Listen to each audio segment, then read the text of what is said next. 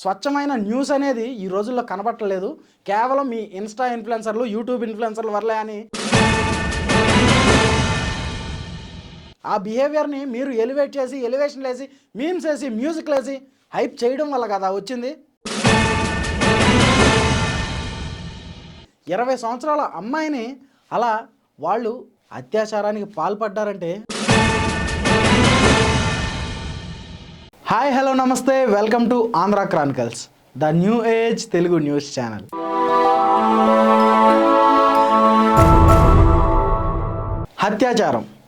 అత్యాచారం అనేది ఈ రోజుల్లో వయసుతో సంబంధం లేకుండా విచ్చలవిడితనంగా మారింది. అవును, నిజమే. మనం రోజుకి కనీసం తక్కువలో తక్కువ 1 నుండి 10 అత్యాచారం కేసుల గురించి న్యూస్లో చూస్తున్నాం. అలాగే మన నియర్ బై జరుగుతున్నాయని కూడా వింటున్నాం. అలాగే అలాంటి ఘటనే ఒకటి ఒడిస్సాలో వెలుగు చూసింది. ఒడిస్సా బీచ్లో వెలుగు చూసింది. 20 సంవత్సరాల యువతి తన ఫ్రెండో బాయ్ ఫ్రెండో తనతో కలిసి బీచ్కి వెళ్ళింది. అది కూడా రాత్రి సమయంలో.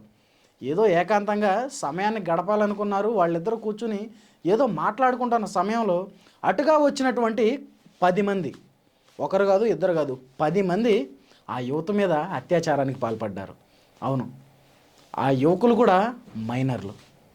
ఎస్, మీరు విన్నదే నిజమే, వాళ్ళు మైనర్లు. ఆ మైనర్లు తనతో వచ్చిన ఆ యువతితో వచ్చిన ఎవరైతే యువకుడు ఉన్నాడో అతన్ని ఓ 3 పట్టుకోగా మిగిలిన 7 తన మీద అత్యాచారానికి పాల్పడ్డారు. వాళ్ళు కేవలం మైనర్లే. అయినా ఆ మైనర్లకి రాత్రిపూట బీచ్లో పనేంటి? ఎందుకంటే వాళ్ళు గంజాయికి, మత్తు పదార్థాలకు, మందుకు, డ్రగ్స్కు అలవాటు పడినటువంటి వాళ్ళు అని చెప్పేసి చెప్తున్నారు. మరి చిన్న వయసులో మత్తు పదార్థాలకి అలవాటు పడినటువంటి వాళ్ళు ఇలాంటి అత్యాచారాలు చేయడం పెద్ద విషయం అంటారా అంటే ఖచ్చితంగా విషయమే. ఎందుకంటే అది ఒక ఆడపిల్ల జీవితం.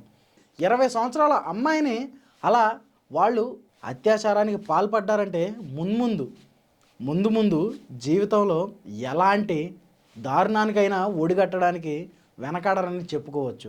మరి ఈ ఘటన లేటుగా ఎందుకు వెలుగులోకి వచ్చింది? లేటుగా వెలుగులోకి రావడానికి గల కారణాలేంటి? వాళ్ళు మైనర్లేనా?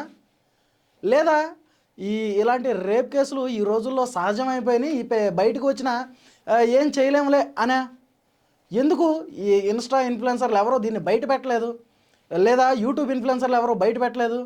మనకి ఇవన్నీ అనవసరం. ఒక అమ్మాయి జీవితం అది పెద్ద విషయం కాదు. మనకేం కావాలి? ఎంతసేపు అదేదో హైదరాబాద్లో కుమారి అంటే చికెన్ కర్రీ 1000 రూపాయలకి అమ్మింది, అలెక్యా పికిల్స్ విచ్చలవిడిగా బూతులు తిడుతున్నారు, లేకపోతే ఇంకో చెత్త ఇంతే. అంతేగాని ఇలాంటి విషయాలు బయటకు తెచ్చి వాళ్ళకి తగిన శిక్ష పడేలా చేసి వాళ్ళని సత్ప్రవర్తనకు మార్చి వాళ్ళ జీవితాన్ని ముందుకు నడిపేద్దాం. ఇలాంటి అవసరం లేదు మనకి ఎంతసేపు ఫాలోవర్లు, లైకులు, కామెంట్లు, షేర్లు ఇవే కావాలి. దాని నుంచి వచ్చే ప్రమోషన్లు, అవి డబ్బులు. ఎందుకండి ఇలాంటి విషయాలు బయట పెడితే మీరు చేసేటువంటి ఈ ఇన్ఫ్లుయెన్సర్ జాబ్కి లేదా మీ ఇన్ఫ్లుయెన్సర్ వృత్తికి ఏమైనా కాస్త న్యాయం జరుగుద్ది. మీరు చేసేటువంటి వృత్తి మీ మనసుకి కొంచెం హాయినెస్ అని నేను అనుకుంటున్నాను. మరి ఇలాంటి విషయాలను వదిలేసి అలేఖ్య చిట్టి పిగిల్స్, లేకపోతే ఇంకోడెవడో అటెళ్ళాడు, ఇంకోడెవడో ఇటెళ్ళాడు, లేకపోతే వాడు బూతులు తిట్టుకున్నాడు, వీడు బూతులు తిట్టుకున్నాడు, ఆడెవడో అగ్గిపెట్టె మచ్చ అని, లేదంటే ఉప్పల బాలు అని. ఎందుకండి వాళ్ళ గురించి? ఇలాంటి విషయాలు కదా మీరు బయటికి తేవాల్సింది. ఇలాంటి విషయాలు వదిలేసి నానా చెత్త అంతా తీసుకొచ్చి ఇన్స్టా ఫీడ్లో, యూట్యూబ్ ఫీడ్లో, ఫేస్బుక్ ఫీడ్లో ఎందుకండి? ఏమొస్తుంది దానివల్ల? వాళ్ళని ఫేమస్ చేయడం వల్ల మీకేమొస్తుంది? ఇలాంటివి కదా మీరు బయటికి తేవాల్సింది. మిమ్మల్ని జనాలు ఫాలో అవుతున్నారు, మీరు చెప్పేది వింటున్నారు అంటే ఇలాంటి విషయాలకు చెప్తేనే కదా మీరు చేసేటువంటి ఆ వృత్తికి విలువ.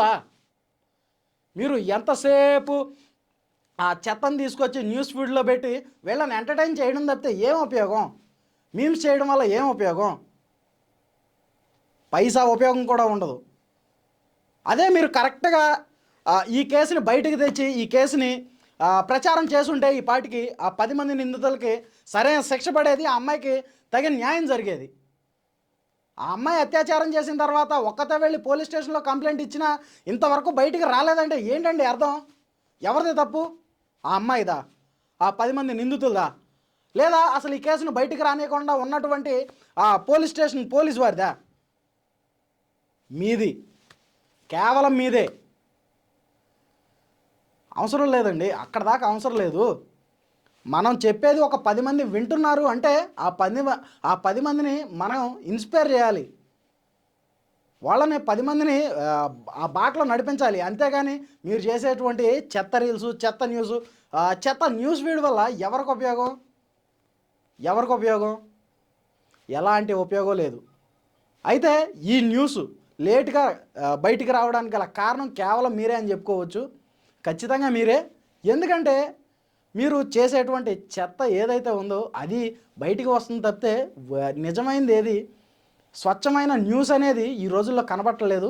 కేవలం మీ ఇన్స్టా ఇన్ఫ్లుయెన్సర్లు, యూట్యూబ్ ఇన్ఫ్లుయెన్సర్ల వల్లే అని నేను 100% భావిస్తున్నాను. 100% భావిస్తున్నాను.